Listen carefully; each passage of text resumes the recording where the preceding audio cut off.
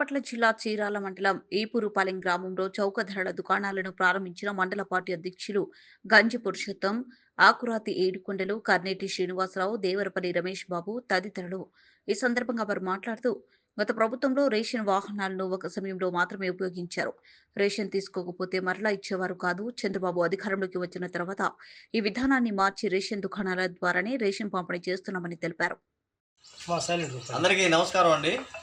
ఈరోజు రాష్ట్రంలో ఒక మరో అధ్యాయమైనటువంటి వినూత్నమైనటువంటి మార్పు కోసం గౌరవ రాష్ట్ర ముఖ్యమంత్రి వర్యులు శ్రీ మన తెలుగు ప్రజల యొక్క మనోభావాలకి మంచి అర్థం చెప్పినటువంటి నాయకుడు శ్రీ నారా చంద్రబాబు నాయుడు గారి నూతనంగా రేషన్ షాపులకి పోయినటువంటి విధానాలని మళ్ళీ కొత్తగా మాకు తిరిగి కొత్త జీవితాన్ని ప్రసాదించినటువంటి శ్రీ చంద్రబాబు నాయుడు గారికి మరి ముఖ్యంగా ధన్యవాదాలు తెలియజేసుకుంటా ఉన్నాం. మాది బాపట్ల జిల్లా చీరాల మండలం ఈపురుపాలెం గ్రామం.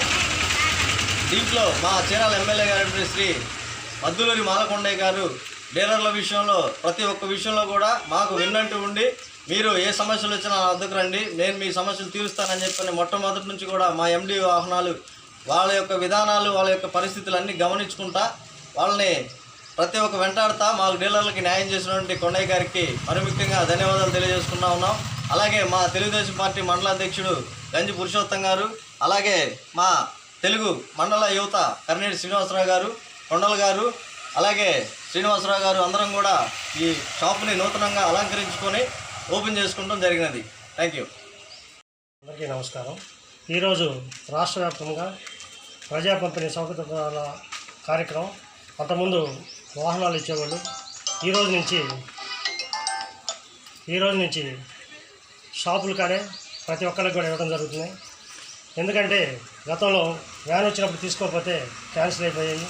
ఈరోజు ప్రతిరోజు ఉదయం 8 గంటల నుంచి 12 గంటల వరకు, 4 గంటల నుంచి 8 గంటల వరకు, 1వ తారీఖు నుంచి 15వ తారీఖు వరకు కూడా ఇవ్వడం జరుగుతుంది.